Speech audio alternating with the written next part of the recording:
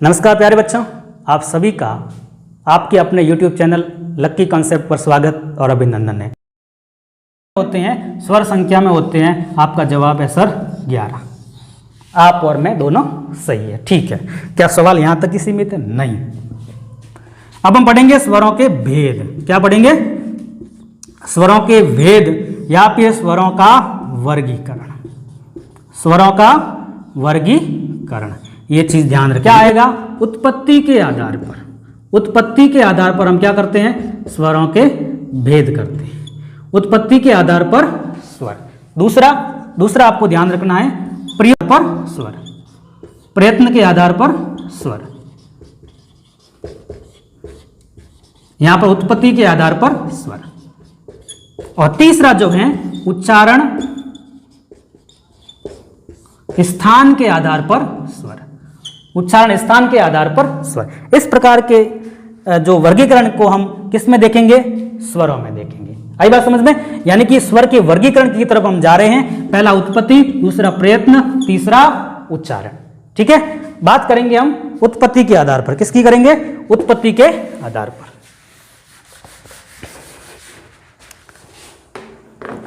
Number 1, उत्पत्ति के आधार पर क्या पढ़ रहे हैं? स्वर। उत्पत्ति के आधार पर स्वरों के कितने भेद होते हैं बच्चों? 2 होते हैं। कितने? 2। यहीं पर वर्गीकरण कर लेता हूं बिना समय गवाए। नंबर 1, मूल स्वर। कौन से? मूल स्वर। और दूसरा संधि स्वर। क्या हो जाएंगे बच्चों? संधि स्वर। ठीक है, यहीं पर बात कर लूं। वीडियो कट तो नहीं रहा है? देखो आगे इतना जगह है। ठीक है, यहीं पर बात कर लेता हूं। मूल स्वरों की संख्या कितनी होती है? 4। यह सवाल यहां से बना कि मूल स्वरों की संख्या कितनी होती है? ऑप्शन में 2, 3, 4, 5। अपना उत्तर क्या होना चाहिए? 4। अच्छा, कौन कौन से हैं? अ, ई, उ और रे। टू द पॉइंट पढ़ने वाले हैं, सीधे एग्जाम में छपने वाले प्रश्नों को हम यहां लेने वाले हैं विद कॉन्सेप्ट। ठीक है, संधि स्वर। प्यारे बच्चों, संधि स्वर को हम कितने भागों में विभक्त करेंगे? या 2। कितने भागों में विभक्त करेंगे? 2। नंबर 1, संधि में आपको ध्यान रखना है दीर्घ स्वर। दीर्घ स्वर। और दूसरा है संयुक्त स्वर। संयुक्त स्वर। यहां से सवाल आया था, है ना? अब परीक्षा में पेपर बनाने वाला यदि अच्छे लेवल का बनाता है तो यहां से क्वेश्चन पुटअप करेगा। कैसे? देखिए, संख्या को लेकर क्या पूछेगा सवाल। प्यारे बच्चों, मूल स्वर तो कितने हैं? 7। कुल स्वर कितने हैं? 11। 11 में से मूल स्वर 4 है ना? 4 मूल स्वर 4 चले गए 11 में से, तो पीछे कितने रहे? 7। पीछे कितने? 7। तो संधि स्वरों की संख्या कितनी? 7। टू द पॉइंट आपका सवाल होगा संधि स्वरों की संख्या, उत्तर होगा 7। अब बात करते हैं दीर्घ और संयुक्त। चूंकि 2 भागों में क्या हो गया है? विभक्त हो गया है, विभाजित हो गया है। ठीक है, तो दीर्घ स्वरों की संख्या कितनी होगी? 3 होगी। कितनी होगी?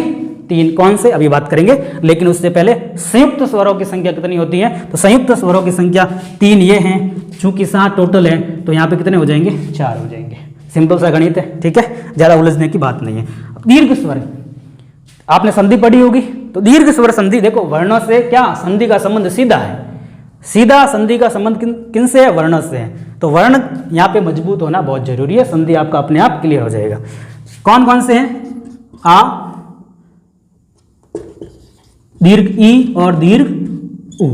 ये आपके कौन से हैं? दीर्घ स्वर हैं। इसके अलावा जो हैं संधि स्वर के अंदर 4, वो क्या हो जाएंगे? संयुक्त हो जाएंगे। कौन कौन से? ए, आई, ओ, औ। सही आ रहा है? ठीक है। अब है ना, ये संधि स्वर और ये संयुक्त स्वर। सवाल ऐसे पूछा जाएगा कि हिंदी जो वर्णमाला है उसमें संयुक्त स्वरों की संख्या कितनी है? 4। दीर्घ स्वरों की संख्या कितनी है? 3। संधि स्वरों की संख्या कितनी है? 7। और मूल स्वरों की संख्या कितनी है? 4। कुल स्वरों की संख्या कितनी है? 11। ठीक है, स्वर किसका भाग है? एक वर्ण का भाग है। स्वर क्या है? वर्ण का भाग है। बात आई समझ में या नहीं आई? अगर आई है तो वीडियो को क्या करें? लाइक करें। क्या करें? लाइक करें। और चैनल को क्या करें? सब्सक्राइब करें। ज़्यादा से ज़्यादा शेयर करें यदि वीडियो आपको उपयोगी लग रहा है, टू द पॉइंट बात हो रही है तो। ठीक है। अब बात करेंगे हम प्रयत्न के आधार पर, उत्पत्ति के आधार पर इतना ही है, ठीक है। अब हम करेंगे प्रयत्न के आधार पर। नंबर 2, प्रयत्न के आधार पर स्वर भेद ये पढ़ने वाले हैं, ये पढ़ने वाले हैं। देखिए, प्रयत्न के आधार पर जो स्वरों का वर्गीकरण हुआ है ना, कितने प्रकार के? 4 प्रकार के। नंबर 1 आपको ध्यान रखना है, यहां पर सबसे पहले हम बात करेंगे जीव है ना, जीव की स्थिति के आधार पर, जीव की स्थिति के आधार पर क्या? स्वरों को पढ़ने वाले हैं। दूसरा, जीव के बाद हमें पढ़ना है ओष्ठाकृति, संधि होगी दीर्घ, ठीक है, ओष्ठाकृति के आधार पर। तीसरा है आपका मुख की आकृति, तो मुख और आकृति की जब हम संधि करेंगे, दीर्घ संधि होगी, तो क्या बनेगा? मुखाकृति के आधार पर स्वर। और चौथा जो है वो आपका हो जाएगा उच्चारण काल, जिसको हम काल मान, जिसको हम मात्रा के आधार पर।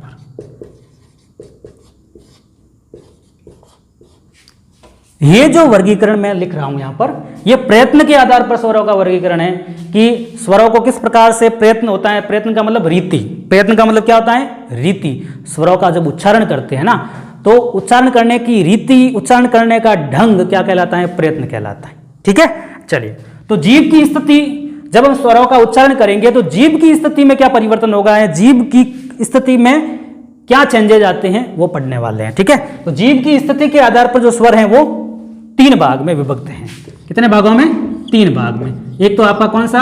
अग्र स्वर, दूसरा मध्य स्वर, और तीसरा पश्च स्वर, ठीक है। अग्र स्वर, जब हम स्वरों का उच्चारण करेंगे तो जीभ का अग्रभाग हलचल करता है, या ऐसे स्वर जिनका उच्चारण करते समय जीभ के अग्रभाग से वो स्वर उच्चरित होते हैं, वो स्वर उच्चरित होते हैं। जैसे हमें ये ध्यान रखना है, अग्र स्वर में आपको पता होना चाहिए कौन कौन से हैं। अग्र स्वर में आपकी है ऋष्व ई, क्या है? ऋष्व ई, और दीर्घ ई, और क्या है? दीर्घ ई, और ए और आई, साथ में री को भी इसमें रखा गया है। हालांकि री के उच्चारण को लेकर भ्रांतियां हैं, विभ्रांत नहीं कहेंगे उसको, री के उच्चारण को लेकर भ्रांतियां हैं, ठीक है। कोई कहते हैं कि री का उच्चारण व्यंजनों की बात ये होता है। देखो, री बोलते हैं र आ रहा है, तो र एक प्रकार का व्यंजन है। तो इनके अलग अलग मत हैं जो बड़े बड़े शास्त्री हुए हैं उनके अनुसार। अब बात करेंगे हम मध्य स्वर में कौन सा? एकमात्र इकलौता स्वर जो है वो आपका क्या हो जाएगा? अ स्वर। किस में चला जाएगा? मध्य स्वर में। अ का उच्चारण करेंगे ना, तब जीभ की स्थिति में जो मध्य भाग है वहां से अ उच्चरित होता है। पश्च भाग, पश्च का मतलब होता है पीछे की ओर, जीभ का जो अंतिम छोर जहां पीछे की ओर है ना भाग, वहां से उच्चारण होता है। तो हम कहेंगे पश्च में, इनके अलावा जो भी बच गया वो किस में जाएगा? पश्च में जाएगा। अ आ गया, कौन रह गया पीछे? आ। ऋस्व ई, दीर्घ ई आ गई, तो क्या रहा? ऋस्व उ और दीर्घ उ। ए आई आ गया तो कौन रहा? ओ और औ, ठीक है। और एक आपका जो अंग्रेजी के रूप में है इस प्रकार से स्वर, ठीक है, ऑफिस वगैरह हम बोलते हैं, कॉलेज वगैरह, इस प्रकार का जो है वो भी पश्च में रखा गया है।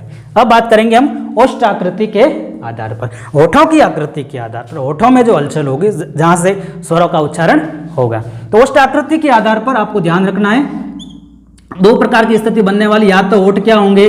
गोल होंगे। क्या होंगे?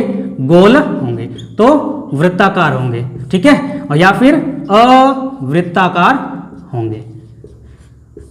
इनके दूसरे जो नाम हैं वो है वृत्तामुखी, वृत्तामुखी स्वर, और या फिर इसका नाम है अवृत्तामुखी स्वर। ध्यान से समझना, वृत्ताकार या वृत्तमुखी या वृत्तामुखी कहेंगे, इनकी परिभाषा कैसे देंगे? मतलब जब हम उच्चारण करेंगे तब होठ वृत्त के रूप में क्या हो जाते हैं? गोल हो जाते हैं, इसलिए इसको गोलित स्वर भी कहते हैं। और अवृत्ताकार मतलब ऐसे स्वर जिनका उच्चारण करेंगे तब होठ गोल नहीं होंगे, सामान्य रूप से होंगे, उसे हम कहेंगे अवृत्तामुखी या अवृत्ताकार के रूप में स्वर या फिर अगोलित स्वर कहेंगे। कौन कौन से हैं? तो जब हम किसका उच्चारण करेंगे, पहले तो अवृत्तामुखी का कर लेते हैं, जहां पर होठों की स्थिति गोल नहीं हो रही है। तो एक तो हो गया आपका अ, दूसरा आ, ऋस्व ई और दीर्घ ई। ऊ जब बोलते हैं ना, ऊ देखो होठों की स्थिति कैसी होती है? गोल। तो ऋस्व ऊ और दीर्घ ऊ इसमें जाएंगे। ए आई सामान्य रूप से उच्चरित, ऊ जो होता है ना वो आपका गोलाकार होठ लेते हैं, और औ भी गोलाकार के रूप में, और अंग्रेजी का जो ये ओ है वो भी आपका गोलाकार के रूप में होठों की स्थिति होती है। बराबर समझ में आ रहा है ना? समझ में आ रहा है तो आपको कुछ नहीं करना है, वीडियो को सिर्फ लाइक करना है। क्या करना है? लाइक। शेयर करो तो अच्छी बात है, चैनल को सब्सक्राइब करना ही करना है, ये तो पूछने वाली बात है ही नहीं। ठीक है, अब बात करेंगे मुखाकृति के आधार पर। मुख की आकृति, यदि मुख ज्यादा बंद होगा, कब मुख हल्का सा खुला होगा, कब मुख पूरा खुला होगा, कब मुख जो है वो पूरा खुला नहीं होगा, इस स्थिति के आधार पर यहाँ पर जो 4 प्रकार से बनता है। तो हम अलग से पढ़ेंगे क्योंकि जगह नहीं है इधर। ठीक है, चलिए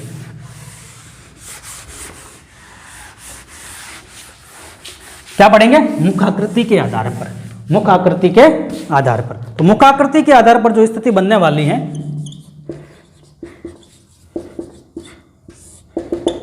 4 प्रकार की स्थिति है। कौन सी है? 4। नंबर 1 संवृत्त स्वर, नंबर 2 अर्ध संवृत्त स्वर, और तीसरा अर्ध विवृत्त स्वर, और चौथा जो है आपका अंतिम वो आपका हो जाएगा विवृत्त स्वर। संवृत्त का मतलब होता है बंद सा, बंद सा का मतलब होता है लगभग बंद जैसा। विवृत्त का मतलब है खुला सा, खुला सा का मतलब होता है वो खुला सा हुआ वो वाला नहीं, खुला जैसा, खुला डैश सा मतलब खुला जैसा। यानी कि संवृत्त जो होता है मतलब जब हम स्वरों का उच्चारण करेंगे तो मुख की जो स्थिति है वो लगभग बंद सी रहती है, लगभग बंद सी रहती है, लगभग बंद सी रहती हैं। इसका मतलब इसमें कौन कौन से स्वर आएंगे, फिर हमारे दिमाग में ये प्रश्न आएगा। ठीक है, और प्रश्न यहां से पूछे जाते हैं कई दफा। तो जब हम ई स्वर का क्या करेंगे? उच्चारण करेंगे। बोल के देखो, ई लगभग मुंह बंद सा रहता है, और दीर्घ ई लगभग मुंह बंद सा रहता है, और ऊ लगभग मुंह बंद सा, होठों की आकृति गोल होती है ना, तो लगभग मुंह को तो क्या कर देगा? बंद, हल्के से हलचल होठों में होगी, और वो भी गोल, और दीर्घ ऊ। समझ में आई बात? ठीक है, यानी कि ऋस्व ई दीर्घ ई, ऋस्व ऊ और दीर्घ ऊ की जो स्थिति है मुखाकृति के अंदर वो लगभग बंद सी रहेगी जब इनका क्या करेंगे? हम उच्चारण करेंगे। क्या करेंगे बच्चों? उच्चारण करेंगे। आगे बात करेंगे अर्ध संवृत्त में, पूरा बंद नहीं रहेगा मुख, आधा बंद।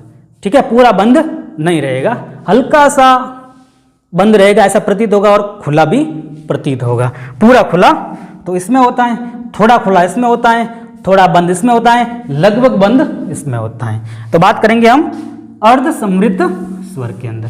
तो आपको ध्यान रखना है इसमें कौन कौन से आएंगे, कौन कौन से आएंगे इसमें आएगा आपका ए और ओ, ए और ओ दो ही इसमें आएंगे। किसमें?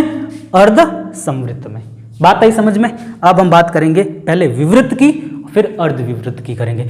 विवृत एकमात्र ऐसा स्वर है आ, बोल के देख लीजिए, पूरा मुख लगभग बाकी स्वरों की तुलना में उच्चारण के रूप में यदि देखा जाए, आ का उच्चारण जब करते हैं तो जब मुख पूरा का पूरा खुला हुआ प्रतीत होता है। आ बोल के देख लीजिए, ठीक है। तो इसमें आ जाएगा आपका आ,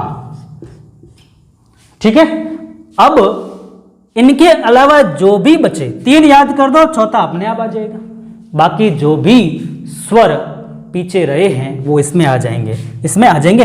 लेकिन री किस में रखेंगे? देखो री की स्थिति है ना अस्पष्ट है, जैसा कि आप सबको विदित है। लेकिन जब री का उच्चारण करते हैं री, तो हल्का सा मुंह क्या रहेगा? बंद जैसा रहेगा। तो री को मैं यहां रखूंगा, ठीक है।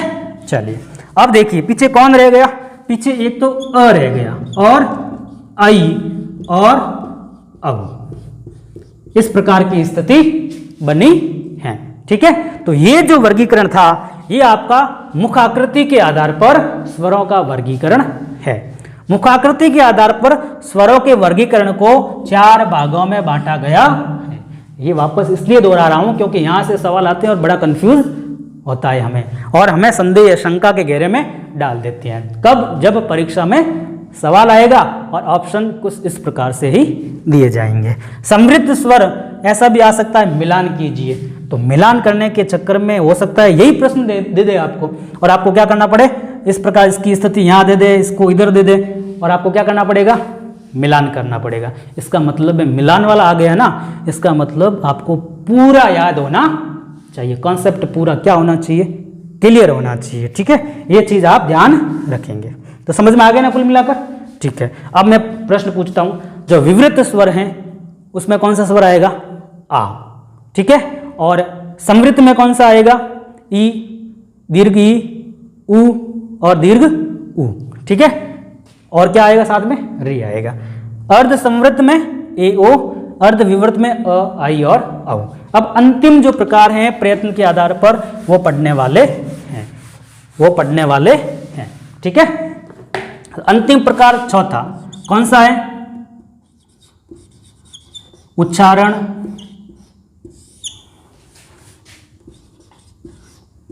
उच्चारण समय लिख दो या उच्चारण काल लिख दो, या फिर कालमान,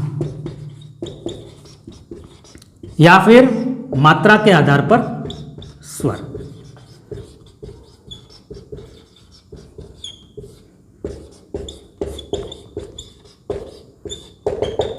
यहां से भी सवाल पूछे जाते हैं। देखिए उच्चारण कालमान, उच्चारण काल, मात्रा के आधार पर स्वरों को पढ़ रहे हैं। और स्वरों का वर्गीकरण हिंदी में मुख्य रूप से 2 प्रकार से विभाजन है और संस्कृत में 3 प्रकार से हैं। तीनों को पढ़ लेंगे हालांकि हम, लेकिन मूल रूप से आपको ध्यान रखना हिंदी में मुख्य रूप से कितने हैं? 2 हैं। कौन कौन से आपको ध्यान रखना है?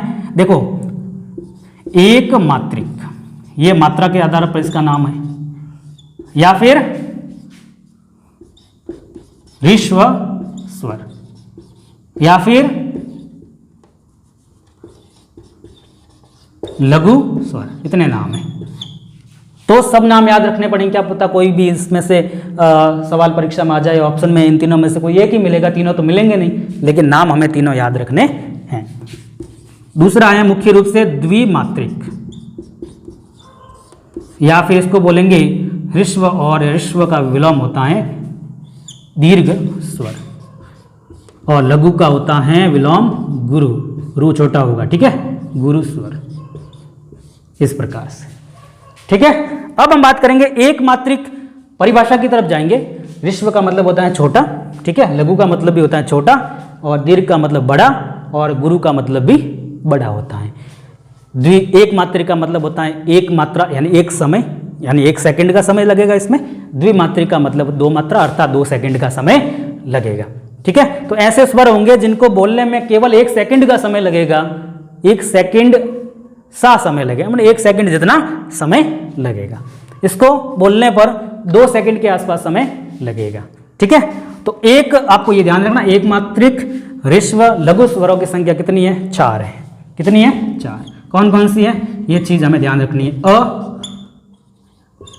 ऋस्व ई, ऋस्व उ और री, ये जो है आपके एक मात्रिक है। बात करेंगे द्विमात्रिक दीर्घ या गुरु, तो कितने हो जाएंगे वो? 4 तो ये हैं, और ये हो जाएंगे आपके 7। क्यों? क्योंकि स्वरों की कुल संख्या कितनी है मित्रों? 11 है।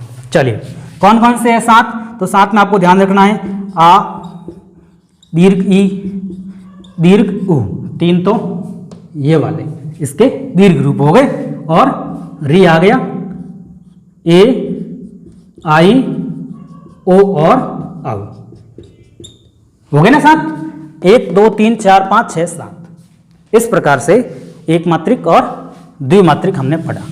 संस्कृत में एक रूप और है आपका तीसरा, जो है प्लुत के रूप में, प्लुत, जिसको त्रिमात्रिक भी बोलते हैं, जिसको क्या कहते हैं, त्रिमात्रिक भी बोलते हैं।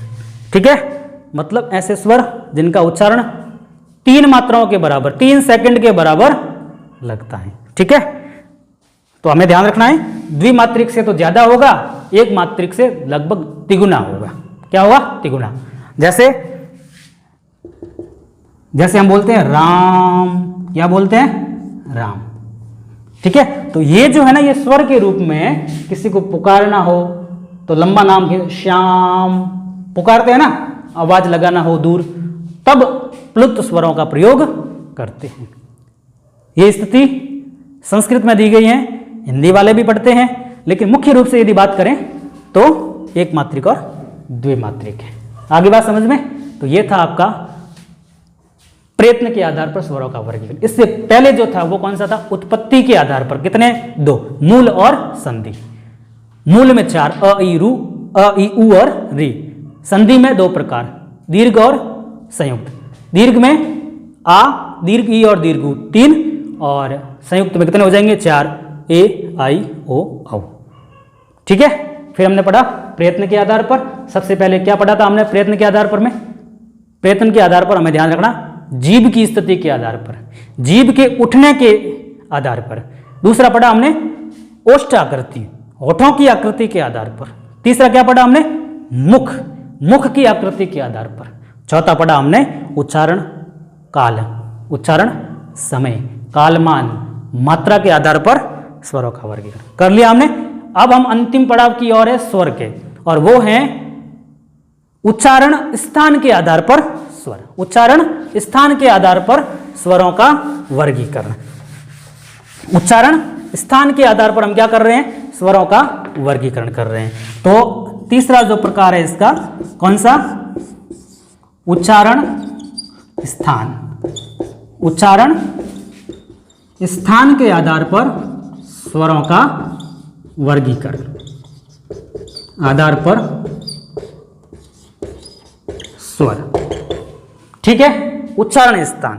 तो सबसे पहले हम बात करेंगे उच्चारण में, यहां पर मैं लिखूंगा उच्चारण स्थान, ठीक है, और यहां पर मैं लिखूंगा क्या, स्वर, और यहां पर क्या लिखूंगा, उनका नामकरण जो है, नाम है ना, उच्चारण स्थान का जो नाम है वो क्या होगा। स्थान आपका, मैं सबसे पहले आपको पता होना चाहिए, कंठ, तालु, मूर्धा, दंत, ओष्ठ, इस प्रकार की स्थिति मुख्य विवर में है। तो ठीक है, पहले बात करेंगे कंठ की। ठीक है, कंठ में कौन कौन से स्वर होते हैं, अ और आ। इन दोनों का उच्चारण करके देखो, उनका जो स्थान होगा वो क्या होगा, कंठ होगा। बोलो अ आ। तो कंठ से उच्चरित होते हैं, कंठ से उच्चरित होने के कारण अ और आ स्वर को कौन सा नाम देंगे हम, कंठीय स्वर। क्या देंगे बच्चों, कंठीय स्वर। आगे बात करेंगे हम, ये क्रम संख्या है आपकी। कंठ के बाद नंबर आता है तालु का, नंबर 2 तालु। ठीक है, और तालु में आता है आपका ऋस्व ई और दीर्घ ई।